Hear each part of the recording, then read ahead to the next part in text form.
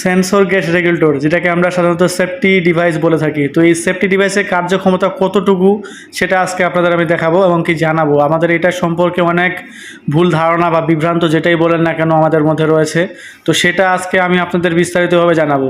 তো আমরা অনেকেই মনে করে থাকি পাইপের লিক বা চুলার মধ্যে লিক হলে আপনার অটোমেটিক রেগুলেটর অফ হয়ে যাবে। এটা একেবারেই আপনাদের ভুল ধারণা। তো সেটা আজকে আমি আপনাদের হাতে নাতে দেখাচ্ছি। আপনারা একটু খেয়াল করেন, আমি পাইপের মধ্যে একটু আগুন দিয়েছি, ছোট্ট একটা লিক করে, সেখানে দেখেন যে সুন্দরভাবে আগুন জ্বলতেছে। তার মানে এটা থেকে বোঝা যাচ্ছে যে ছোট্ট ছোটো যদি লিক থাকে চুলার মধ্যে বা পাইপের মধ্যে, তাহলে আপনার এইগুলো কোনো কাজ করবে না। আপনারা একটু খেয়াল করে দেখেন আগুন কীভাবে জ্বলতেছে।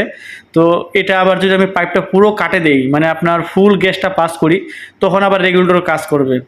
তো এটা দিয়ে আপনারা হয়তো সাধারণত বুঝতে পারতেছেন যে যদি ওভার গ্যাস বের হয়, মানে আপনার যেটাকে আমরা ডাইরেক্ট বলে থাকি, সেই ক্ষেত্রে আপনার এই রেগুলেটর কার্যকর। কিন্তু যদি আপনার ছোট্ট ছোট্ট লিক করে, তাহলে সেটাতে কোনো কার্যকর